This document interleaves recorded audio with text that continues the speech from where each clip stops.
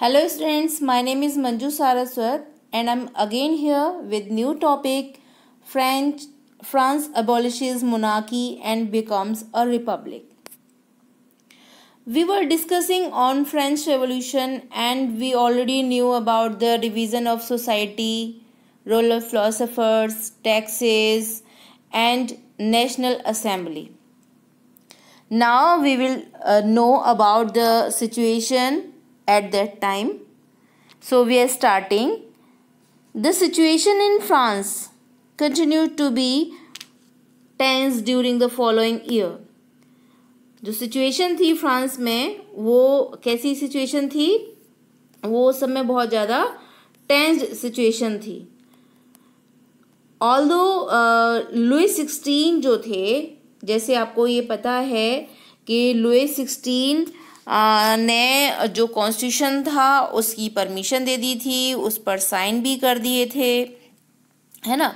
लेकिन रिलक्टेंटली, तो ये अनविलिंगली कैसे, यानी कि किसी से कोई काम ज़बरदस्ती करा लेना. तो उन्होंने ये अनविलिंगली कर तो दिए थे साइन, बट सीक्रेटली वो क्या इसमें जो किंग थे प्रूशिया के, उनके साथ चुपचाप उन्होंने इस मैटर पर बातचीत की. इस मैटर पर, यानी कि इस मैटर को दबाने की कोशिश की. वो ये चाहते थे कि जो सिचुएशन है यहाँ की उसको कैसे दबा दिया जाए. तो उन्होंने अपने नेबरिंग कंट्री प्रूशिया की हेल्प ली थी और उनसे बातचीत की इस मैटर में. तो जो rulers of other neighbouring countries थे, जितने भी किंग्स थे अदर नेबरिंग कंट्रीज के, they were worried by the development in France. वो फ्रांस के इस डेवलपमेंट से क्या थे, वरिड थे. सपोज जैसे किसी के नेबर में कोई प्रॉब्लम हो जाती है तो दूसरे जो नेबर हैं वो लोग क्या सोचते हैं कि ये प्रॉब्लम हमारी तरफ नहीं होनी चाहिए, तो वो वरिड हो जाते हैं. जैसे किसी इंस्टीट्यूशन में कोई प्रॉब्लम हो जाती है तो दूसरे इंस्टीट्यूशंस जो हैं वो वरिड हो जाते हैं. किसी कंट्री में कोई प्रॉब्लम हो जाती है तो दूसरे जो नेक्स्ट कंट्रीज होते हैं वो वरिड हो जाते हैं कि ये जो प्रॉब्लम है, सेम सिचुएशन हमारे यहाँ पर नहीं होनी चाहिए. तो जो नेबरिंग कंट्रीज थे वो वरिड हो चुके थे जो फ्रांस में डेवलपमेंट हो रहा था, जो चेंजेस हो रहे थे उसको लेकर. तो दे हैव डिसाइडेड, उन्होंने ये डिसाइड किया कि वो समर 1789 तक अपनी जो फोर्सेज हैं वहाँ पर भेजेंगे सिचुएशन को कंट्रोल करने के लिए. लेकिन ऐसा वो कर पाते इससे पहले ही नेशनल असेंबली, जैसा हम लोग बात कर चुके हैं कि नेशनल असेंबली यानी कि कौन से लोग, नेशनल असेंबली यानी कि थर्ड स्टेट के लोग. नेशनल असेंबली उन्हीं के द्वारा तो फॉर्म की गई थी. नेशनल असेंबली यानी कि थर्ड स्टेट के लोग. सो ऑलरेडी उन्होंने क्या डिसाइड कर लिया कि they will move to Prussia and Austria. They have declared the war against the Prussia and Austria. उन्होंने प्रूसिया और ऑस्ट्रिया के खिलाफ क्या कर दिया, वॉर डिक्लेयर कर दिया. Thousands of volunteer throng from the provinces. तो बहुत सारे जो वॉलंटियर्स थे उन्होंने उसमें आर्मी को ज्वाइन कर लिया. बहुत सारे वॉलंटियर्स जो लोग आगे बढ़ के आते हैं एज यू नो, तो उन्होंने क्या कर लिया, आर्मी को ज्वाइन कर लिया. They saw this war. उन्होंने इस वॉर को कैसे देखा, किंग्स और एरिस्टोक्रेसी के खिलाफ देखा. तो because they want to change that system ना, वो सिस्टम को चेंज करना चाहते थे. तो इसीलिए उन्होंने एरिस्टोक्रेसी और किंग के खिलाफ वो पूरे यूरोप में देखा उसको. So they want to change that system. So they want to join the army. They wanted to join the army. Among the patriotic song they sang was Marseillaise. यानी कि जो वो सॉन्ग था, जैसे आपको पता हो 26 जनवरी यानी 26 जनवरी को या 15 अगस्त को जब पैट्रियोटिक सॉन्ग जब चलते हैं तो फिर हम लोगों के अंदर फीलिंग आ जाती है ना नेशनलिज्म की, है ना. तो उस टाइम पर जब फ्रीडम के लिए फाइट हुई थी तो उस टाइम पर भी जो लोग थे वो इन सॉन्ग्स का, म्यूजिक का इस्तेमाल किया करते थे, पोइम का इस्तेमाल किया करते थे लोगों के अंदर नेशनलिज्म की फीलिंग को इमर्ज करने के लिए. तो जब वॉलंटियर्स ने आर्मी ज्वाइन की प्रूशिया और ऑस्ट्रिया के खिलाफ, है ना, वॉर डिक्लेयर कर दिया था, तो इन्होंने भी पैट्रियोटिक सॉन्ग जो गाए थे उनमें से एक सॉन्ग था मर्सिलीज. जो सॉन्ग था ये किसके द्वारा लिखा गया था, पोइट थे, इनका नेम है, ये एक इम्पॉर्टेंट क्वेश्चन है जो एग्जाम में आ सकता है, आप देख लीजिए, रोजे डी लाइल। इट वॉज संग फॉर द फर्स्ट टाइम, ये पहली बार ये सॉन्ग कब गाया गया था, जब मार्सेल्स से जो वॉलंटियर्स थे वो पेरिस के लिए मूव कर रहे थे। जो मार्सेल्स से जो वॉलंटियर्स थे वो कहाँ मूव कर रहे थे, पेरिस के लिए मूव कर रहे थे। तो ये पहली बार ये वाला जो सॉन्ग था वो गाया गया था, है ना। तो ये इसको अब वहाँ का हम क्या कहते हैं, नेशनल एंथम भी कहते हैं। ये यहाँ का फ्रांस का क्या है, ये नेशनल एंथम है। मार्सेलिस क्या है, फ्रांस का इस समय नेशनल एंथम है। आप इसको अपने पास अच्छे से राइट कर लीजिए, ये आगे क्वेश्चन में बहुत ज़्यादा आता है, ये इम्पोर्टेंट है। Then revolutionary war brought losses, economic difficulties to the people. तो ये जो वॉर था ये क्या लेकर आया लोगों के लिए, डिफिकल्टी, इकोनॉमिक डिफिकल्टी उन लोगों को बहुत ज़्यादा फेस करनी पड़ी। While the man were away fighting at the front, because जो मैन थे वो कहाँ फाइटिंग के लिए गए हुए थे, तो उनकी जो अर्निंग की रिस्पॉन्सिबिलिटी, फैमिली के लिए अर्निंग की, उनकी लुक आफ्टर की जो रिस्पॉन्सिबिलिटी थी वो किसने उठाई, विमेन ने उठाई। बिकॉज जो लार्ज सेक्शन था पॉपुलेशन का वो क्या चाहता था कि ये जो रेवोल्यूशन है इसको अभी आगे ले जाया जाए। Constitution 1791 gave political rights only to the richer section of the society। एक बार फिर मैं रिमाइंड कराना चाहूँगी, यहाँ आपको याद हो हमने प्रीवियस वीडियो में डिस्कस किया था कि 1791 जो कॉन्स्टिट्यूशन, यानी कि जब कॉन्स्टिट्यूशनल मोनार्की बनी थी, तो ये जो कॉन्स्टिट्यूशन ड्राफ्ट किया गया था, तो इसमें जो वोटिंग राइट मिला था वो केवल उन लोगों को मिला था जो कि लोग 3 डे लेबर वेजेस के बराबर टैक्स पे करते थे और 25 ईयर्स अबव थे। तो जो टैक्स पेयर होगा वही क्या था, एक्टिव सिटीजन का स्टेटस मिला हुआ था। बाकी महिलाओं को और जो पुअर सोसाइटी के लोग थे उनको पैसिव सिटीजन का स्टेटस मिला हुआ था। तो रिचर सेक्शन को ही यहाँ पर क्या मिला है, पॉलिटिकल राइट्स मिले हैं। तो ये भी फ्रस्ट्रेशन का एक रीज़न था लोगों के बीच में। पॉलिटिकल क्लब्स जो थे अब यहाँ पर क्या बन गए थे, रैलिंग पॉइंट, जिसमें यहाँ पर लोग जो है डिस्कस किया करते थे गवर्नमेंट पॉलिसीज़ के बारे में, प्लान के बारे में, their own forms of action. और जैसे अभी आप देखेंगे कि जो भी कोविड-19 को लेकर या गवर्नमेंट की पॉलिसीज़ को लेकर जो भी प्रॉब्लम्स चल रही हैं, है ना, तो लोग अभी गैदर नहीं हो पा रहे।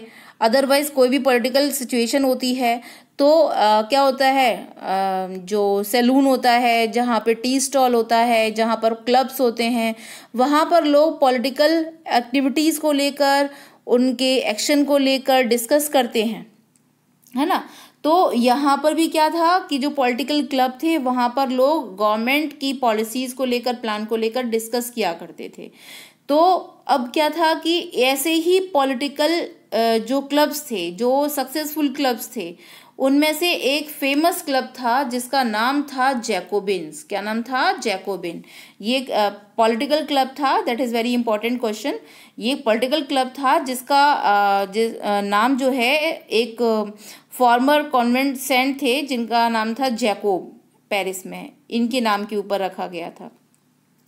ओके, तो women too who had been active throughout this period, इस पीरियड में जो विमेन हैं वो भी बहुत ज़्यादा एक्टिव रही थी। उसका एक रीज़न आपको बता दूं, उसका रीज़न क्या है, वही कि उनको पैसिव सिटीजन का स्टेटस मिला हुआ था and they wanted equal rights.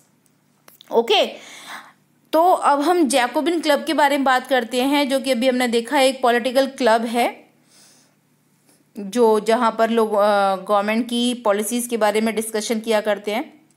तो इस जैकोबिन क्लब के जो मेंबर हैं वो कौन से लोग हैं, वो शॉपकीपर्स हैं, आर्टिशंस हैं, शू मेकर हैं, pastry cook and watch makers, printers. ये जो लो इकोनॉमिक कंडीशन जिनकी है वो लोग, जो डेली वेजेस वाले वर्कर्स हैं, वो लोग जो है इस जैकोबिन क्लब के मेंबर्स हैं। उनका लीडर है, लीडर का नेम क्या है, मैक्सिमिलियन रॉबेस्पियर। बेटा इसको आप लोग अच्छे से प्रिपेयर कर लीजिए, ये बहुत ज़्यादा इंपॉर्टेंट क्वेश्चन है। A large group among the Jacobin decided to start wearing long strip trouser similar to those worn the dock workers.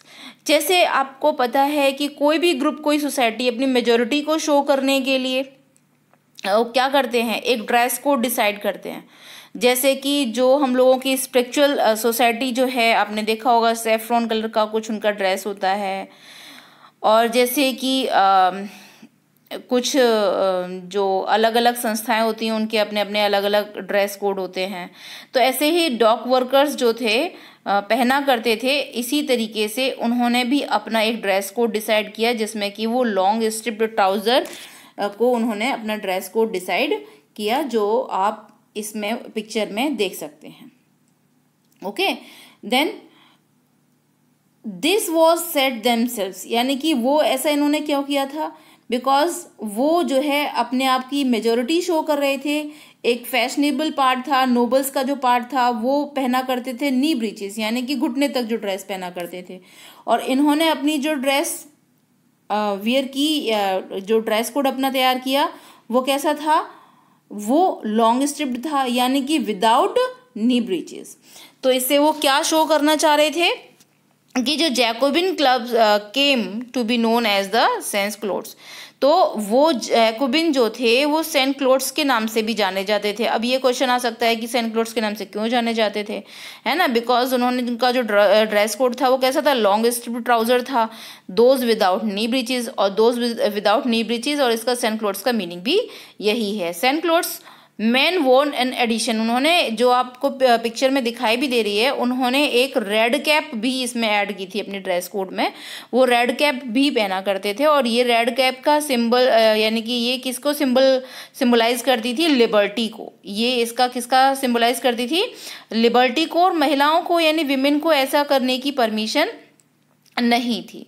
अच्छा, 1792 में जैकोबिन ने प्लान किया इंसरेक्शन यानी विद्रोह करने का, उनको पर्शियन को लेकर, क्या कि वो किसका एजिटेशन करना चाहते थे, किसको लेकर गुस्से में थे, किसको लेकर विरोध करना चाहते थे, जो शॉर्ट सप्लाईज थी और प्राइस राइज था, जो शॉर्ट सप्लाईज थी और प्राइस राइज था, उसको लेकर वो क्या करना चाहते थे, विद्रोह करना चाहते थे। और उन्होंने क्या किया इसके लिए, उन्होंने मॉर्निंग में on the morning of August 10 they storm, उन्होंने जो ट्यूलरीज का पैलेस है वहां पर उन्होंने क्या कर दिया, अटैक कर दिया, और किंग के जो गार्ड थे उनको मार डाला, उनकी हत्या कर दी, और जितने भी उनके फैमिली मेंबर्स थे, है ना, उनको जेल में डाल दिया, और घंटों तक किंग को क्या कर लिया, होस्टेज यानी बंधक बना लिया। लेटर द असेंबली वोटेड, यानी कि जो असेंबली थी उसने फिर डिसाइड किया कि उनकी जो फैमिली, रॉयल फैमिली के मेंबर्स थे उनको भी जेल में डाल दिया, और फिर इलेक्शन हुए। अब इलेक्शन में जो रूल्स थे वो चेंज हो चुके थे। अब क्या था, अब 21 ईयर्स और उससे अबव जो लोग हैं, चाहे वो रिच हैं या वो पुअर हैं, रिगार्डलेस ऑफ वेल्थ, या चाहे वो रिच हैं चाहे वो पुअर हैं, उन सभी को वोटिंग राइट था। The newly elected assembly was called the convention. अब ये भी एक इम्पॉर्टेंट वेरी शॉर्ट क्वेश्चन है, इसको भी आप लर्न कर सकते हैं कि जो कन्वेंशन किसे कहते हैं, what is the convention. Convention क्या है, एक न्यूली इलेक्टेड असेंबली है, यानी एक नई असेंबली दोबारा से इलेक्ट की गई थी। 21 सितंबर 1792 को, ये भी डेट इम्पॉर्टेंट डेट है, इसमें मोनार्की को पूरी तरह से एबॉलिश कर दिया गया, और फ्रांस जो है क्या हो गया था, डिक्लेयर्ड हो गया था रिपब्लिक। रिपब्लिक क्या होता है, जैसे हमारा कंट्री भी क्या है, एक रिपब्लिक कंट्री है। जैसे यहाँ पर रिपब्लिक में क्या होता है कि एक फॉर्म ऑफ गवर्नमेंट होती है जिसमें कि लोग अपना हेड जो है, अपना रूलर जो है खुद इलेक्ट करते हैं, खुद चुनते हैं, ठीक है। तो अब क्या है, इसमें कोई भी हेरिडेटरी नहीं होता है, यानी कि मोनार्की में जैसे होता है ना, राजा का बेटा ही राजा बनेगा, इस टाइप का कोई हेरिडेटरी सिस्टम नहीं होता है। फिर लास्ट क्या हुआ, जैसा आपको पिक्चर में दिखाई दे रहा है कि लुई 16 को क्या कर दिया गया, चार्ज ऑफ ट्रीजन, उनके ऊपर देशद्रोही का आरोप लगाया गया, और इसमें उनको 21 जनवरी, आप इसको भी अंडरलाइन कर लीजिए। 1793 को उनको पब्लिक प्लेस पर फांसी दे दी गई, फांसी पर चढ़ा दिया गया। आप देख सकते हैं पिक्चर में जो दिखाया गया है, लुई 16 को 21 जनवरी 1793 को पब्लिक प्लेस पर फांसी चढ़ा दिया गया। और क्वीन जो मैरी एंटोनेट थी, उनके साथ भी थोड़े टाइम बाद कुछ ऐसा ही हुआ। अब स्टार्ट होता है एक नया administration, new administration. New administration ये किसका था? कहने के लिए तो ये रिपब्लिक थे, ये जो फॉर्म ऑफ गवर्नमेंट थी इस समय, ये कैसी थी? सिर्फ कहने के लिए तो रिपब्लिक थी। क्यों? क्योंकि इसमें जो रूलर थे वो लोगों ने खुद चुने थे, रिगार्डलेस वैली यानी कि वेल्थ, यानी कि यहाँ पर रिच और पुअर का किसी का भी कोई डिस्क्रिमिनेशन नहीं था, और लोगों ने अपने रूलर को खुद चुना था। और रूलर किसको बनाया था? जो जैकोबिन क्लब के लीडर थे। रूलर किसको बनाया? जो जैकोबिन क्लब के लीडर थे। क्या नाम था इनका? Maximilian Robespierre, Maximilian Robespierre. इनके टाइम पीरियड क्या था? इनका टाइम पीरियड था 1793 से लेकर 1794। तो इस टाइम को हम रेन ऑफ टेरर भी कहते हैं। वाई? रॉबेस्पियर ने बहुत सारी पॉलिसीज़ ऐसी बनाई थी लोगों पर कंट्रोल करने के लिए, पनिशमेंट की पॉलिसीज़ बनाई थी। वो जो उसके जो भी लोग उसको ऐसे लगते थे कि वो उसके एनिमीज़ हैं, नोबल्स हैं, चाहे वो क्लर्जी हैं, चाहे वो उसके खुद की पार्टी के मेंबर ही क्यों ना हो, जो उसे एग्री ना हो और जो उसको अपने एनिमीज़ लगते हैं, वो क्या है,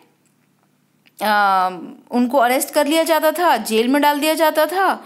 और फिर उनको अगर गिल्टी पाया जाता था, गिल्टी दोषी पाया जाता था, कब? कोर्ट में, तो उनको क्या कर दिया जाता था? ग्लोटाइन कर दिया जाता था। ग्लोटाइन कर दिया जाता था। जैसा आप इसमें एक पिक्चर में देख सकते हैं कि ये एक डिवाइस है। क्या है? ये एक डिवाइस है। वैसे तो ये पेपर कटिंग के लिए डिवाइस थी, लेकिन इस डिवाइस को बनाया गया डॉक्टर ग्लोटाइन ने, ग्लोटिन ने इस डिवाइस को बनाया। इसी के नाम पर इसका नाम रख दिया गया है। इसमें 2 जो पोल हैं उनके बीच में एक ब्लेड लगाया गया है, जो आपको दिखाई दे रहा है। और यहाँ पर ये जो ब्लेड है, ये क्या कर देता है?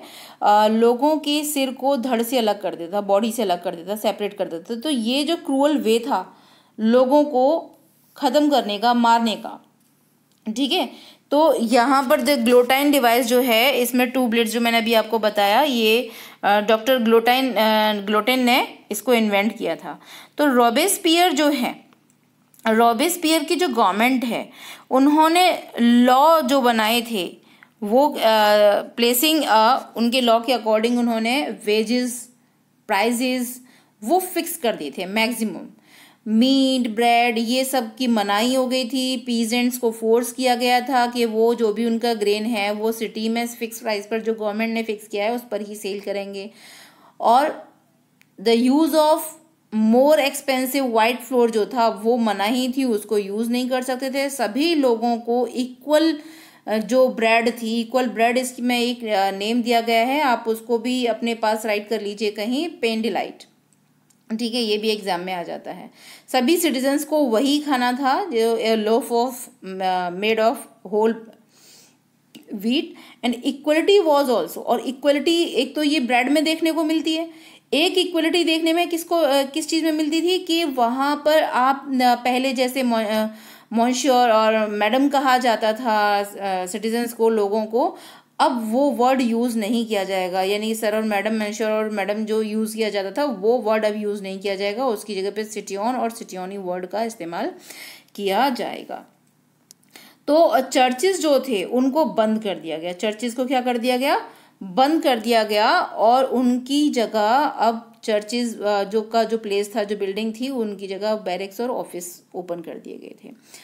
तो Robespierre pursued his policy so relentlessly, जो जिस तरीके से उसने अपनी पॉलिसीज को फॉलो कराया था, हार्ड, मतलब एक तरीके से बोलेंगे कि फोर्सफुली जिस तरीके से उसने कराया था, तो उसके जो खुद के सपोर्टर्स जो थे, है ना।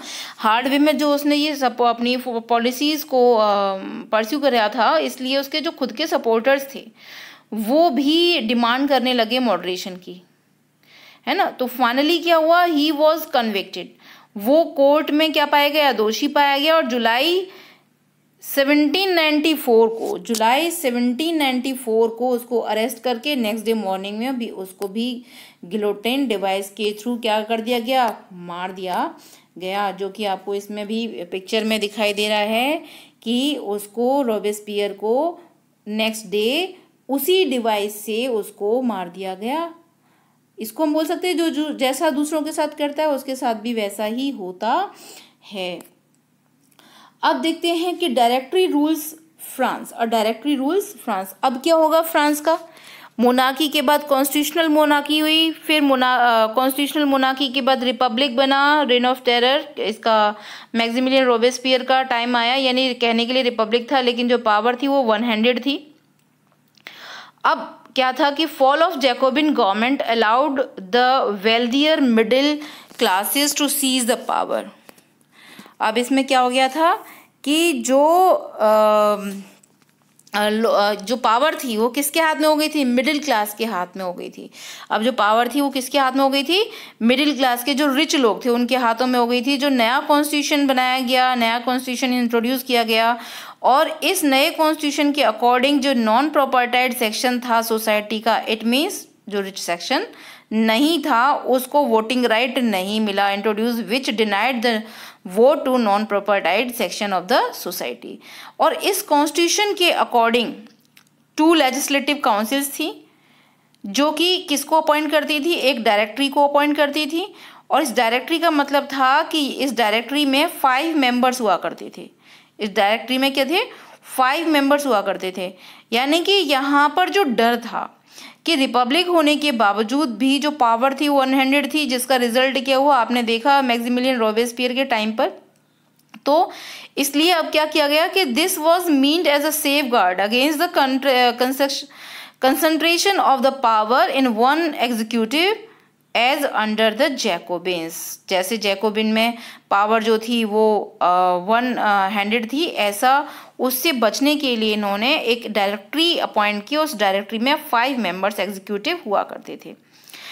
लेकिन होता क्या था कि इन लोगों के आपस के डिसीजंस में ही क्लैशेस होते थे, इन डायरेक्टर्स के आपस में ही क्लैशेस हुआ करते थे लेजिस्लेटिव काउंसिल्स के साथ। तो हु देन सॉर्ट, तो फिर इसको डिसमिस कर दिया जाता था। एंड द पॉलिटिकल इंस्टेबिलिटी, जिसकी वजह से क्या आई, एक पॉलिटिकल इंस्टेबिलिटी हुई, है ना, डायरेक्टरी की। तो इस इंस्टेबिलिटी की वजह से, इस पॉलिटिकल इंस्टेबिलिटी की वजह से किसके लिए, मिलिट्री डिक्टेटर नेपोलियन बोनापार्ट के लिए जो रास्ता था वो बिल्कुल क्लियर हो गया था। Now he could control on France. अब वो इस पर क्या कर सकता था, कंट्रोल कर सकता था। यहाँ पर क्या हो गया था, अब जो इंस्टेबिलिटी आ गई थी, पॉलिटिकल इंस्टेबिलिटी आ गई थी। ये सारे जितने भी changes the form of government में, but ideals of freedom, the equality before the law and the fraternity, ये जो आइडियल्स थे ये इंस्पायरिंग रहे लोगों के लिए, लोगों को पॉलिटिकल मूवमेंट के लिए फ्रांस में और पूरे यूरोप में मोटिवेट करते रहे। तो यहाँ पर हम जो नेपोलियन के बारे में हम जो जानेंगे वो क्या था कि नेपोलियन जो था एक डिक्टेटर था, है ना, जैसा कि हम जानते हैं। और उसने क्या किया था, उसने आर्मी की हेल्प से फ्रांस पे कंट्रोल कर लिया था और वहाँ का डायरेक्टर बन गया। एंड 1804 में, कब, 1804 में उसने अपने आप को वहाँ का एम्परर जो था वो डिक्लेयर कर दिया था। और 1804 में उसने एक कोड भी इंट्रोड्यूस किया था जिसको नेपोलियन कोड या सिविल कोड के नाम से जानते हैं, जिसमें कि उसने क्या बताया था कि डेसिमल सिस्टम वगैरह उसने इंट्रोड्यूस किए थे, है ना। और लास्ट में फिर क्या हुआ, वाटरलू के बैटल ऑफ वाटरलू में 1815 को वो उसका दी एंड हो गया, यानी कि वहाँ पर वो डिफीट हो गया। ठीक है, तो अब हम क्या करेंगे, did women have a revolution, क्या इसमें रोल क्या था, रेवोल्यूशन में विमेन का रोल क्या था, क्या विमेन ने भी रेवोल्यूशन किया था। तो ये जो चीज़ें हैं इनके बारे में जो हम डिस्कशन करेंगे वो हम नेक्स्ट वीडियो में करेंगे। So did women have a revolution, watch in next video and subscribe this video also. Thanks for watching.